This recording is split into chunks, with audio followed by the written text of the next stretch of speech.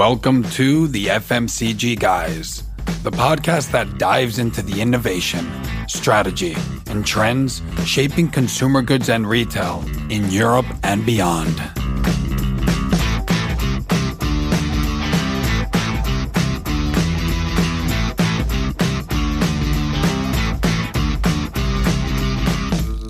Welcome to the FMCG Guys podcast. I'm your host, Daniel Torres. If this is the first time you tune in, you'll want to know that we're the top consumer goods and retail podcast in Europe. We've just reached 24,000 followers on LinkedIn, for which we're very happy about. We're over 250 episodes in, so do go into our website, fmcgguys.com, to learn from other consumer good leaders that we've spoken through the years. And if you enjoy our content and you already know us, it would be great if you could recommend us, like to your colleagues, to your team, to your peers. You know what I mean. So today we're going to speak about Q-commerce. And for that, first of all, I'm accompanied by my dear co-host, Efrain Rosario. How are you? Hey, Daniel. Good to see you. Good to see you too. And I was remembering that one of the first episodes we did together, actually, I think it was like the second episode we did as FMCG Guys with Antoine Durieux. And I think we spoke about Q-commerce back in the day, remember? Yeah. That's right. It was I guess that would have been early 2022, if I'm not mistaken. That's correct. Yeah. Time flies when you're having fun. When dinosaurs ruled the earth. I wanted to ask you, like, from your perspective, how have you seen, like, the Q-commerce channel evolve, especially, like, for FMCGs? I mean, I think for me, now being back on the FMCG side of it, from a brand perspective, I think I guess the phrase what comes to mind for me is a bit of untapped potential. And I mean that in the context of both, let's say, purchase conversion in terms of driving incremental purchases for brands through the channel, but also in terms of interactions or engagements with consumers as well from a media standpoint. So for me, this untapped potential is the phrase that comes to mind. I agree. And let's see if our guest today agrees, because we're accompanied by no other than Salomon Tenenbaum, who's the Director and Global Head of CPG Partnerships and Ad Sales at Wolt. Hey, Salomon, welcome. Hey, Daniel. Hey, Efraim. Thank you very much for having me. Good to see you. We just recently met when I stole a couple of cans of Red Bull at your stand in Shoptalk in Barcelona, remember? Yeah, it was fun. And I think we met incredible team for those fridges. Yeah, cheers for that. It was a I think it was like the third day after 2 long days and 2 long nights. I think I really needed that Red Bull. We all did. Efrain is smiling, knowing what trouble I got into. No, and I do remember the Red Bull being an eye grabber, right? So it was like definitely, knowing your audience and knowing what they would need at that moment. Getting that fridge, you guys.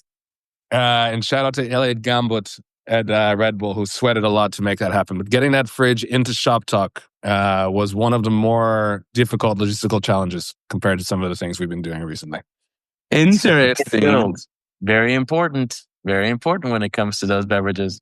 Interesting. So, Salomon, you're now at Wolt, but I was obviously, as I do, stalking your LinkedIn profile, and you have a very unique background. Can you tell us a bit about it in terms of your career and how you got there? Yeah, sure. Like Efraim, I come from the liquor industry, but I bounced around a lot of different hats, let's say. Coming out of college, I went into finance, which used to be the cool thing to do back in the day. I got pretty bored of that after a few years. I was over in China. And then a lot of opportunities started opening up. This was 2012 when Myanmar opened up. So there was room for travel retail, which is a whole subset of the FMCG industry we won't get into right now, happening there. So we hopped down there with some investors and we opened the first, I'd say, modern travel retail business in Myanmar.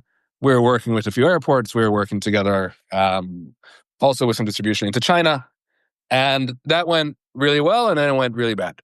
So that was, say, the first kind of step into the FMCG industry.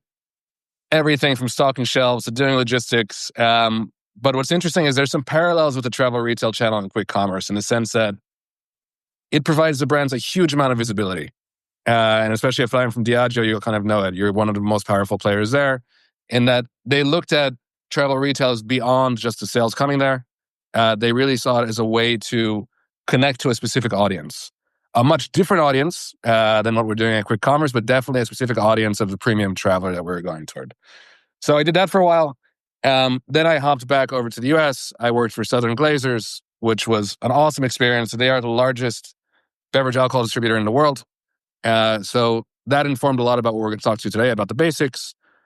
From there, I moved over to a subsidiary of AB InBev in Israel. We were working primarily on data partnerships with point of sale providers, really trying to boost the intelligence that ABI was using when they were launching new brands and expanding their premium portfolio of Budweiser and Corona into Europe. And then Corona happened, right? And that was a very on-premise focused mission. So things slowed down, to say the least. But where things weren't slowing down was quick commerce. So there was a great opportunity opening at Wolt.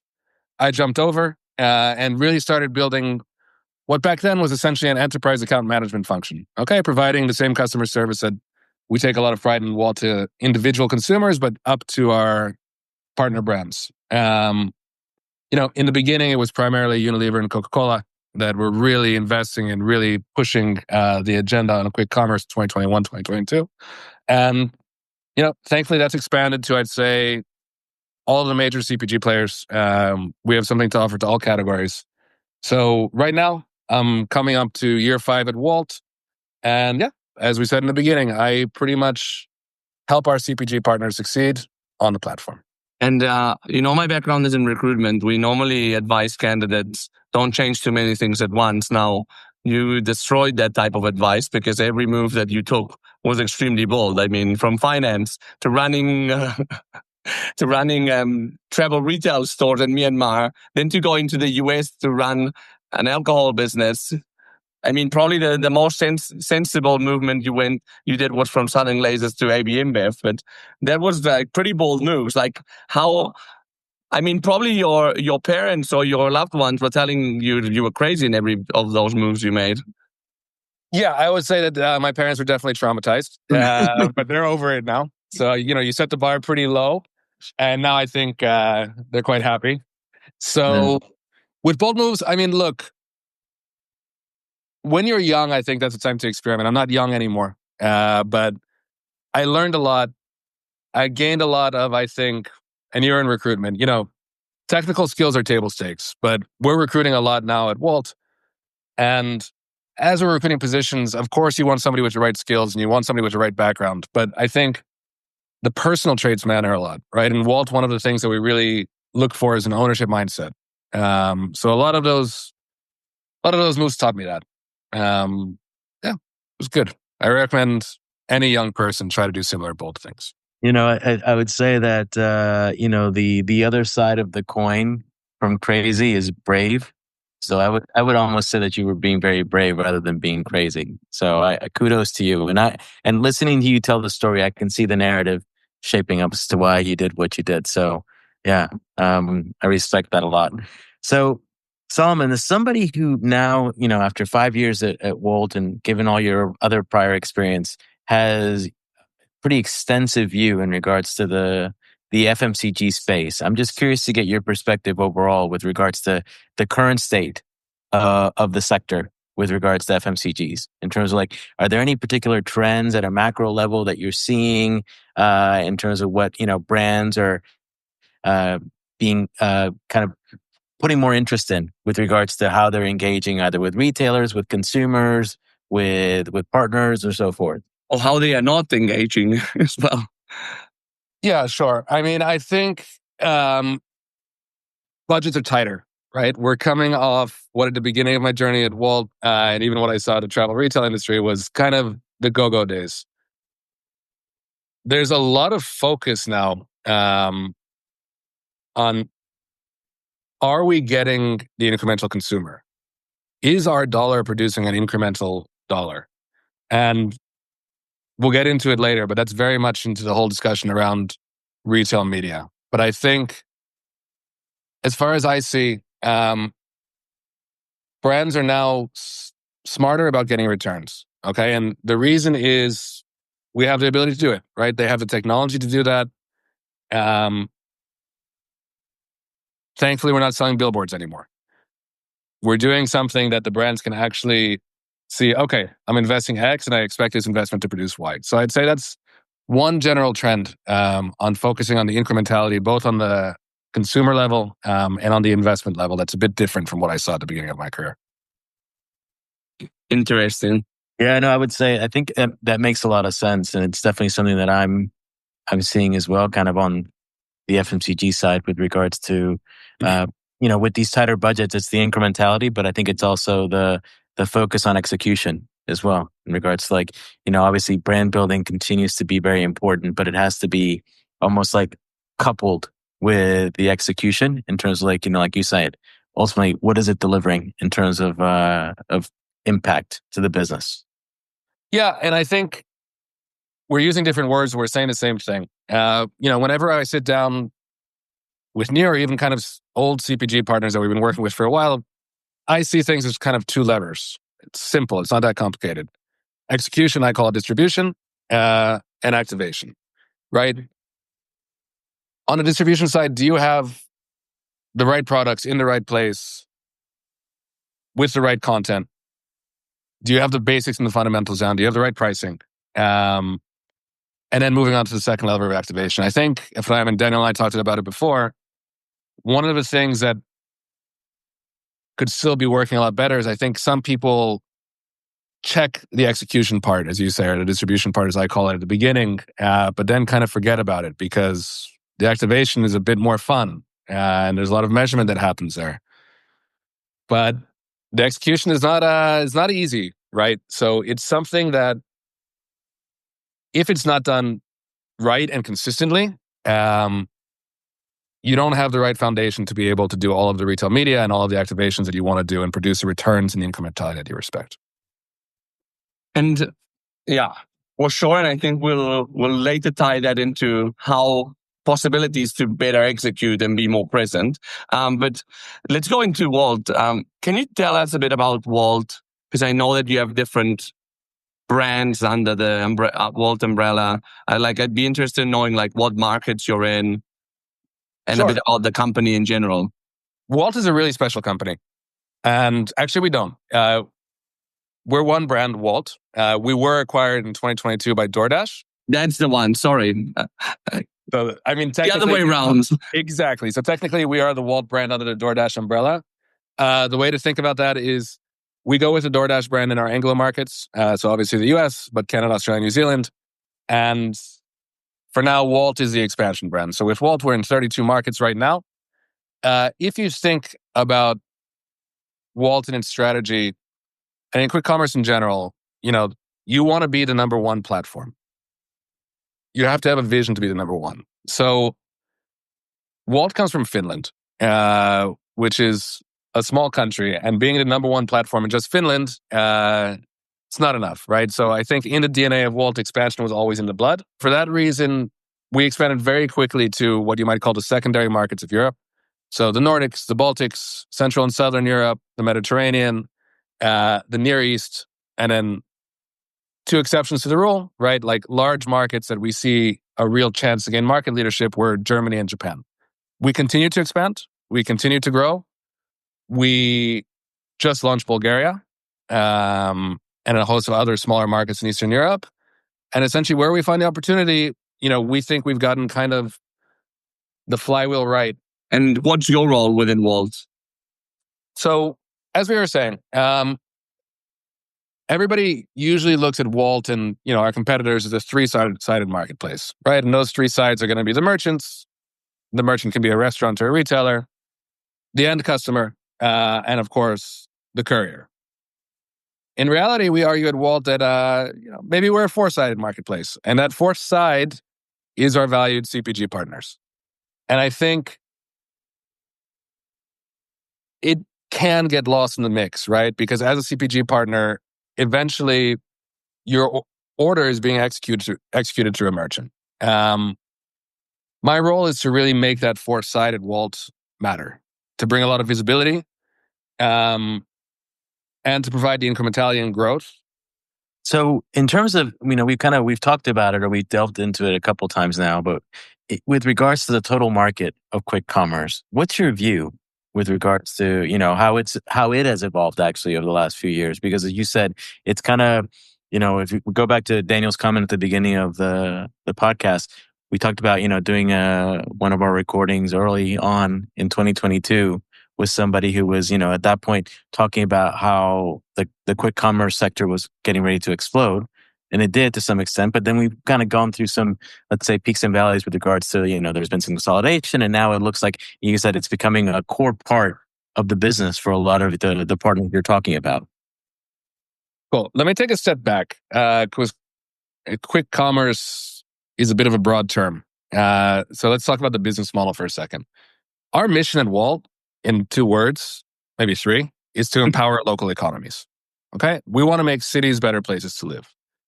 Now, the way we look at it is when Wolt was being built, and is being built now, is to build a shopping mall in the pocket. When you're building that shopping mall, you have to start with the food court. Okay? You have to start with the restaurants because that's what provides you your frequency of orders. That frequency of orders allows you to get a courier fleet that's engaged. So Wolt Market was built so we could provide, let's say, the ultimate online experience for grocery and also develop our own technology to share with our partners. So going back to the mall, what we're building, we built out the food court. We wanted to build out grocery. Okay, grocery is super complicated. You have to know what you're doing. You have to have the tech to do it. So it made a lot of sense for us to have Wolt Market, which, by the way, in and of itself became an amazing business. No, you're right. I think that when Efrain and I recorded, 3 years ago, that other episode, we had probably here in Barcelona, we had 5 players and 5 aggregators and then 2 pure players. So it's interesting how pure play doesn't really exist anymore. And it's as you said, you need that solid foundation that kind of brings that recurrence and you can scale with. So I like the fact that you broke it down in a more structural way. So most of our audience is in FMCG. I mean, do you think that FMCGs are tapping into the Q-commerce channel enough? Yes, but not enough. So, I mean, definitely, right? There's been a lot of interest in it. Now we're starting to see dedicated teams. But there's a lot of work left to do, both on our end and on the FMCG's end. I mean, we can dive into this in a lot of different directions, but that's my short answer. You tell me where you want to go from there. Efrain will tell you. Well, I mean, I think, there's a couple of different ways that we can kind of slice the onion, if you will, when it comes to whether or not they're leveraging it appropriately. So like you said, one thing is, are they putting resources against it in regards to actually having individuals who run it, either at a global or local level? But I guess secondly is what's your perspective with regards to if they're putting not even just human resources, but how do you see it in terms of, well, actually, let me take a step back from that. Is from a strategic standpoint, what's your perspective in terms of the people that you're dealing with at different brands? Are you seeing it that is actually a cohesive part of their strategy as well, in terms of when they're thinking about developing their go-to-market strategy or their commercial strategy? Do you see quick commerce as something that's been, let's say, more recognized than it may have been a couple of years ago? Definitely. And there are the 2 kind of early investors that we mentioned earlier in quick commerce 2022. A lot of our partner brands are developing dedicated GTM strategies or have some teams against it. They're starting to understand it. But where things get really complicated, Efraim, and we were talking about this before with Daniel, is how to treat the partner model, right? So let's take Diageo as an example and kind of the power that quick commerce can offer.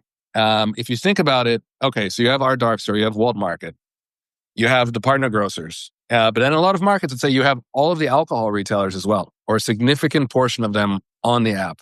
So this is a one-stop activation shop for you, where you can activate traditional retailers, dark stores, specialty alcohol shops, premium alcohol shops, kiosks at all different levels of your portfolio, right? Going down from like your value brands up to your most premium brands.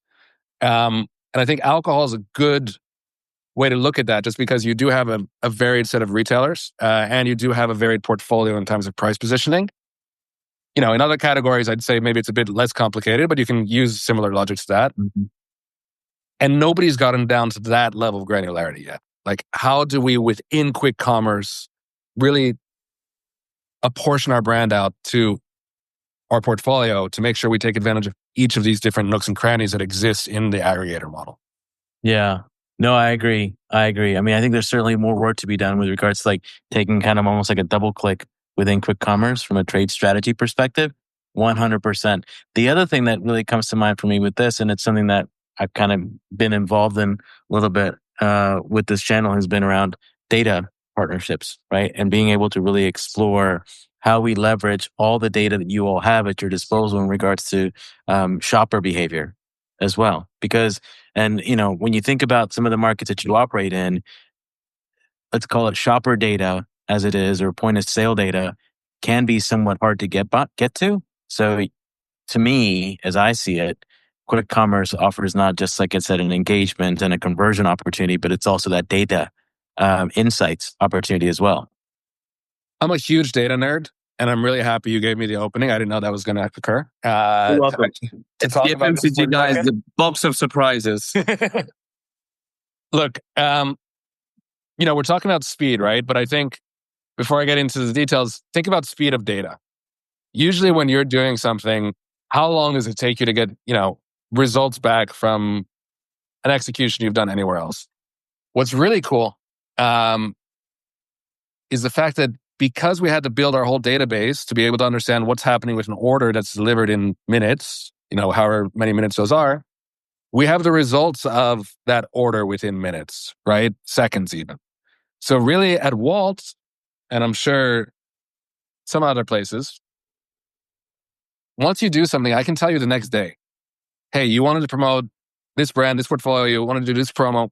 What is the performance? How did it vary across 32 countries? How did it vary, across different channels? The data is instantaneous, and that's really special. So I'd say the speed of data amongst a really varied set of channels and geographies is awesome. You touched on it before, kind of shopper characteristics. GDPR, we don't have demographics, but we can really deep dive into baskets, right? And I forgot who said the quote, but essentially if you look at demographics, and Prince Charles and Ozzy Osbourne, both 70-year-old white men living in the UK that are wealthy, you would say, okay, that's the exact same demographic. Obviously, you're not going to target Prince Charles and Ozzy Osbourne with the same thing. Now, what's in your basket, that's going to really produce a lot more shopper insights than anything else, right? You really want the person that, and you have all the intelligence, right? As an alcohol brand, maybe you know that somebody who buys peanuts is the right person to target for vodka, and somebody who buys chocolate bars is the right person to target with Baileys, right? Just making things up. So being able to understand how the baskets work is really powerful. I think it's a really unique offering that we have. And related to FMCG, I think that a great opportunity that you guys are offering, and maybe I don't think it's spoken about enough, at least not in the mainstream conversations, is these partnerships that you have with grocers. I mean, you name it. I know that you can buy like on Wolt, you can buy through like actual supermarkets. How does that work? Yeah, let's talk about that for a second. So going back to Wolt's mission, right? Empowering local commerce, right? Like making cities stronger. Grocery is the largest segment of retail that there is. So you cannot do that if you're not empowering grocery. Now, what are we offering them? Okay, like why are they joining the platform? In short, it's incrementality. We're bringing them incrementality in a service level that they're not able to do themselves. So I think that's why they're there. That's become super important to us. As we develop the technology through our own grocery business, and now that we're offering it to our partners, we're seeing service levels that make our end consumer delighted. And that's really why we're here. Delight the end consumer, make them happy. How does it work? choose most Wolt countries. You'll see a great collection of partner grocers there on the app. And it's a marketplace, okay? And especially from the FMCG, our goal is really, from an advertising perspective, to go retail agnostic. Before maybe we said it's going to be Diageo on a Wolt Market promo. It's going to be Diageo on a certain retailer promo. That will still happen. But, our core use case is to offer the consumer, hey, look at this amazing new product Diageo's developed. Look at this amazing price offer you have on it. Look at this beautiful combo that you didn't have before, this bundle. And the consumer really chooses their journey of execution, right? Do they want it delivered through Wolt Market? Do they want it delivered through a partner retailer that has their loyalty card attached? So on and so forth. How it works is quite simple. Going back before to distribution and activation. We work with them on getting their assortments onto the app. Depending on the size of the grocer, sometimes we can have their full assortment, but more often than not, especially if you're talking to some of the larger grocery stores we have, maybe it's a selection of the assortment, especially on categories. So I'd say, from a CPG, FMCG perspective, what's really important, check your assortment on 3P retailers, on your quick commerce partners. It sounds super simple. It's completely overlooked because everybody knows what their assortment is in their major retailer in the country. Everybody knows what their assortment is in Wolt Market, but what your very specific category assortment is on partner retailer on Wolt might not be optimized. And that's what we're here to help you do.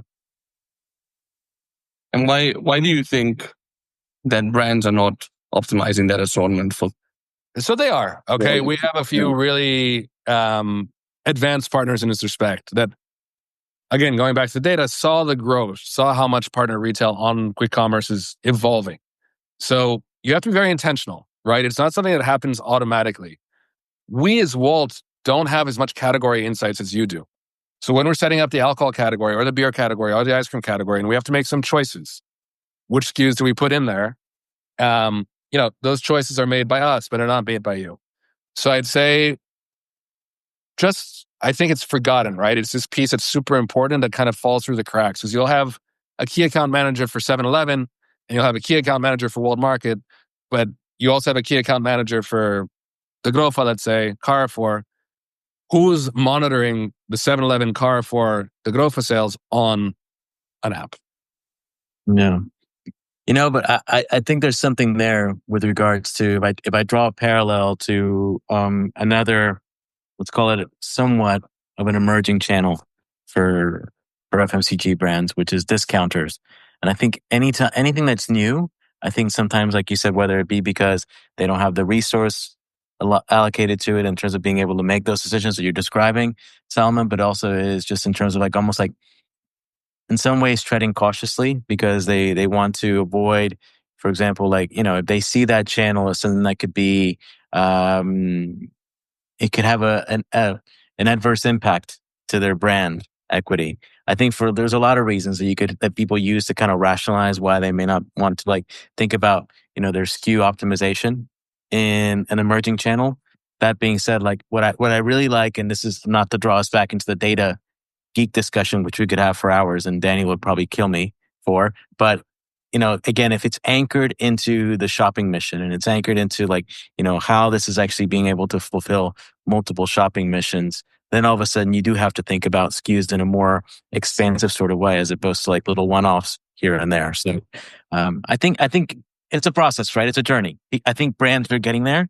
And I think, because quick commerce in totality is starting to get more attention and more resources put to it, I think they're having some of those discussions. But, I kind of would flip it back over to you is what do you think that brands should do about that with regards to how should they kind of maybe try to accelerate that process in regards to how they're thinking about distribution and activation in quick commerce? They have to break walls. Okay. And let's take it in two things. The whole trade marketing versus brand budget, which we'll get to a bit later. And that's been talked about a lot in different forums. We can talk about it gently here.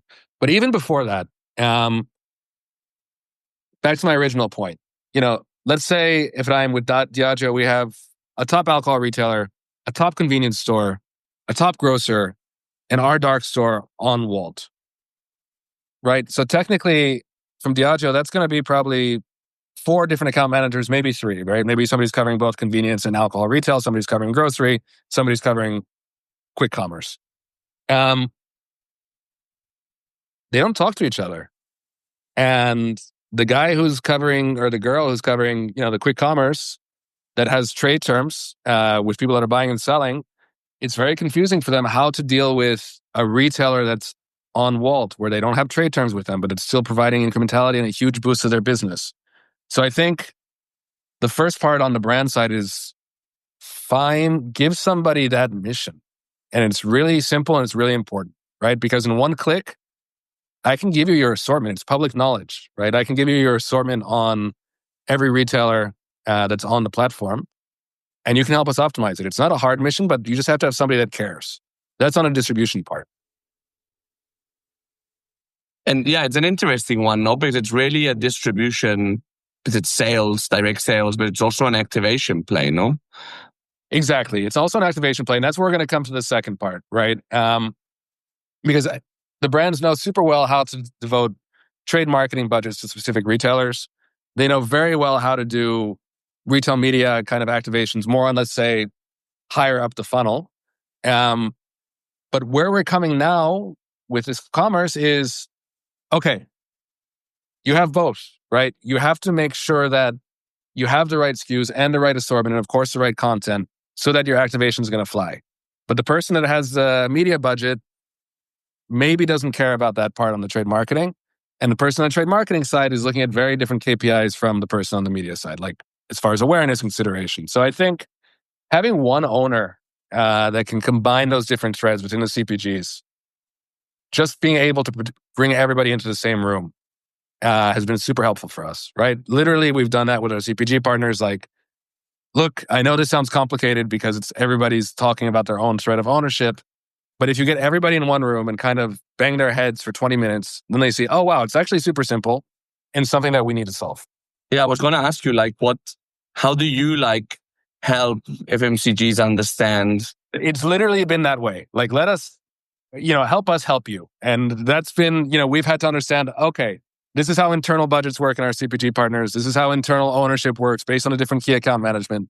And it's to the point where we have to kind of beg and be like, look, can we please in a couple of weeks just get the key account managers, the brand media owner in one room and have everybody understand how to solve this and why it should be solved. And do you see very different ways of operating in FMCGs, or are they mostly pretty similar? No, hugely varied. Okay, so let's start with one. Global teams versus local teams. And what's, how much power the global team has to affect change and to affect budgets versus how much they're more of a center of excellence and producing kind of best practices. Okay. So I'd say those are the two extremes. And we see huge variance between certain CPG partners that have really empowered global teams that they have a mandate to go after this channel. They have a mandate and they have the money, which is important to say, okay, we're going to spend, we're going to do this, and we have the ability to tell somebody to do X, Y, Z in each market. And then we have certain partners that are, again, we want to understand what are the best case studies, but it's still completely up to local markets for execution and budgeting. And I think obviously having a small team of really superstars in the former model can have a huge return on making this channel work. Yeah. And the whole global and local element is always an interesting one. And it's so varied depending on which FMCG brand you're talking to, right? In terms of if the pendulum is swung one way or the other at that brand or at that company. And, for example, my experience having worked at a couple of them is that typically what I've seen work has been when you kind of find almost a happy marriage and you kind of go and pilot where global and local are working together with a couple of, key markets, where, and it may not always be the one that's actually the biggest or the baddest, market for quick commerce, for example. You probably want to pick one that's, quite developed versus one that's developing and another one that's emerging, just to kind of make sure that you can then kind of take that to the rest of the organization and go, look, I've got, an example that kind of suits your archetype from a market perspective. Yeah, exactly. You have to be able to execute, and that happens when you have a more developed business in the market. True. Yeah. And how you do that and the resources you're able to put up against it, it varies quite a lot in terms of those three archetypes. So I think, the old adage, was that, having worked in the US for quite a long time, was like, well, that works for the US, but not everybody's the US, right? Or not everybody's GB. So you have to think about it in terms of like, Exactly. how might this work in, and I'll just pick it because of your experience, Myanmar. How could this work in Colombia as well? And even looking at Wolt, right? We just launched Uzbekistan. So we can show you an activation in Kazakhstan or Uzbekistan. We can show you an activation in Japan, and we can show you another activation in Finland, in Germany, and in Greece. So even amongst our business, we also find ourselves connecting the dots amongst regions and do try to do activations across that. So it's applicable for everybody. Yeah, especially because in countries like Uzbekistan, they're like normally managed by a local, like the sales per se are managed by a distributor, whereas the activation is not necessarily. What is the role of the agencies in all this conundrum? You touched another rail that I'm going to get to before the agencies, especially because I'm looking at Ephraim and I have some experience with this with Diageo distributors. So again, there's partners there. Let me just say quickly on a distributor, we were talking about internal.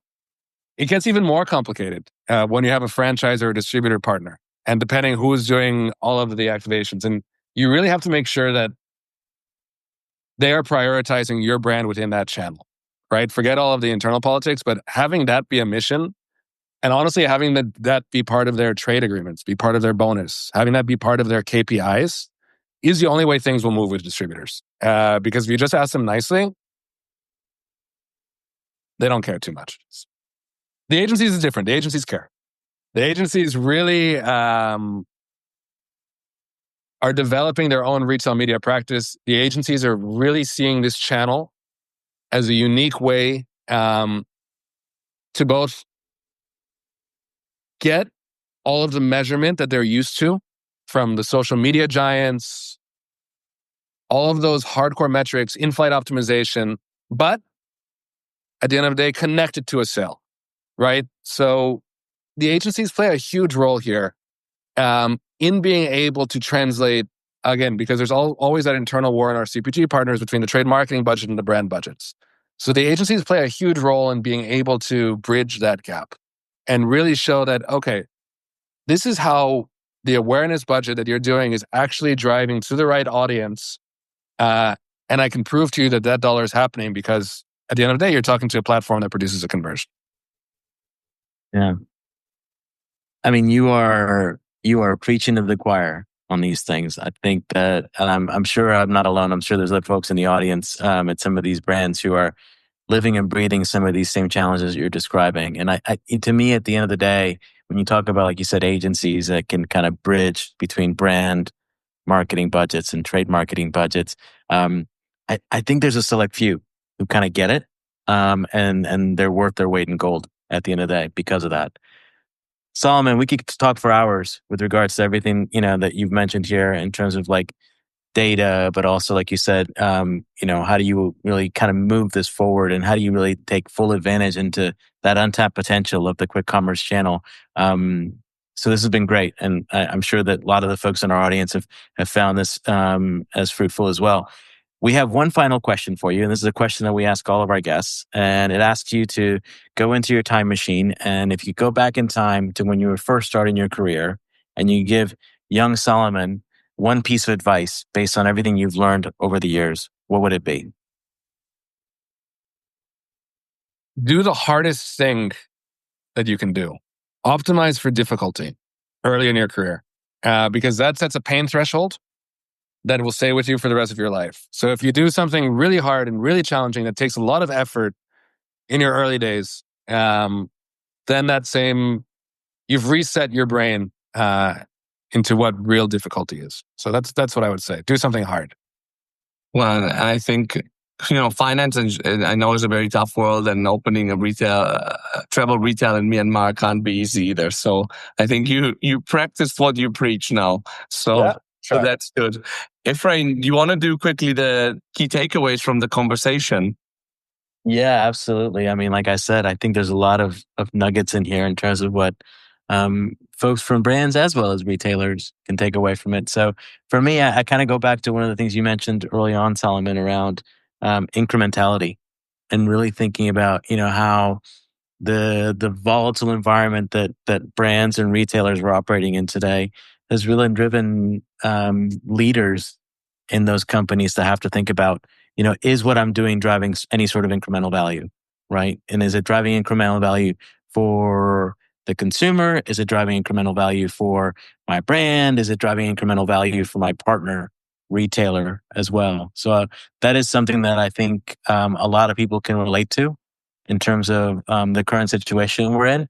And, hopefully it's the kind of thing that we can learn from, but also hopefully take forward in terms of being able to work in a more effective sort of way down the road when, the volatile conditions change.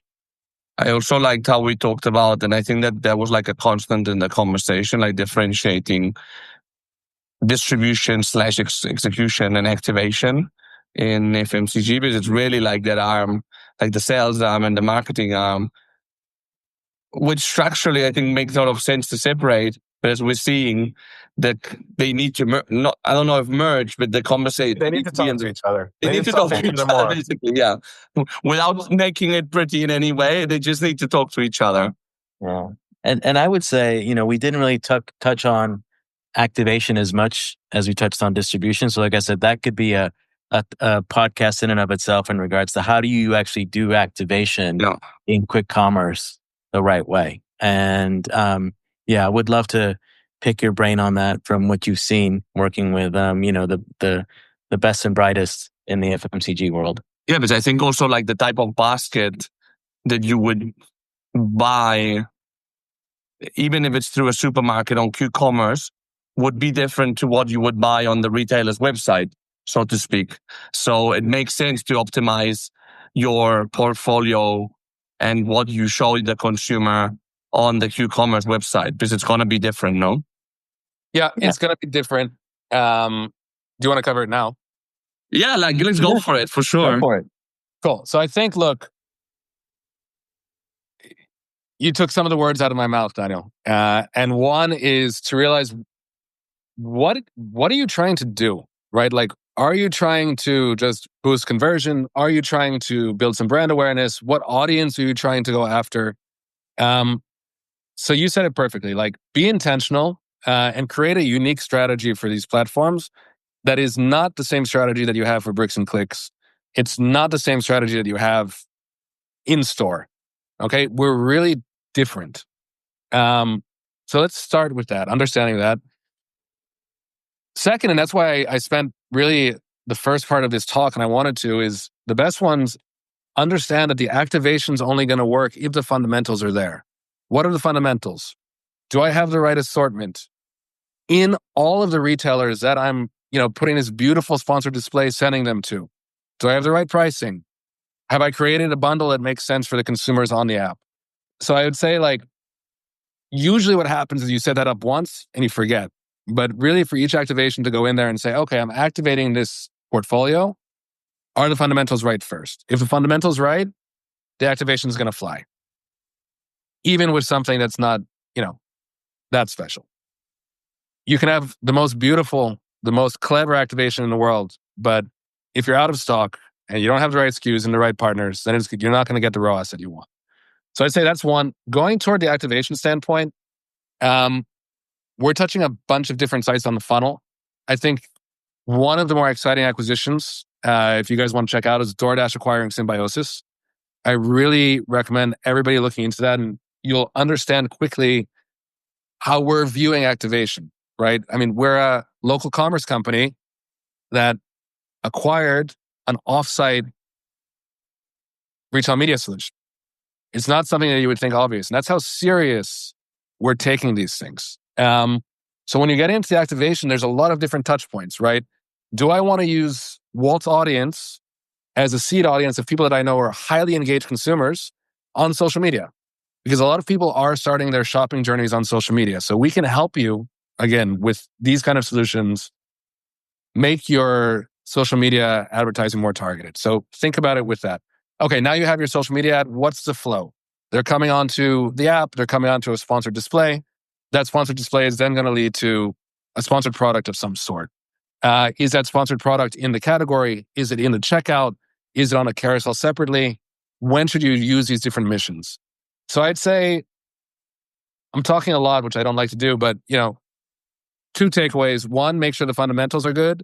And two, define the mission. Realize that the mission is much broader than, okay, I just want to get this impulse buy. The mission is we're really working on being able to provide you solutions that go up the marketing funnel to consideration to awareness and let you kind of close that loop with the data, right? Once we finish all of that, we're going to give you the data on an attributed sale from your Facebook ad to where everybody hit all the way down to the cart. And that actually was the third thing I was going to say, which is I love your comment around the speed of data and how important that is as well. So I think it puts a nice bow at the end of that, because I think that, you said it perfectly, which is it's not just about the breadth and the depth, but it's about the speed of data as well. Yeah, we're here to help you iterate, right? And it's super hard to iterate. Like, you've gotten a lot of buy-in, you've gotten a lot of excitement and a lot of buzz for your campaign. And there's nothing worse than it taking 6 weeks to get the report, and you've already moved on to the next thing. Of course, you want to see the halo effect, and of course, you want to see what the 2-week post is. But really, the power of being able to just send that data over to you guys and tell you right away, hey, this campaign is working, this campaign is not working, this is what's working. It provides a template like we were talking about before for you to do everything on a much bigger scale. So yeah, I by the way, I'll leave your LinkedIn profile on the show notes. So if any brand leader wants to learn more about what Wolt is doing, I think they should reach out to you. Probably run into you in some of the events that we both go to. Salomon, thanks a lot. We had a lot of fun. Daniel, Ephraim, really nice to meet you. And thanks to all the listeners. As Daniel said, reach out and we can nerd out about any of the topics we discussed today. Sounds like a plan. Well, thanks to our audience as well for tuning in, and we'll see you in the next episode of the FMCG Guys every Wednesday and every Saturday. Have a great one. Bye.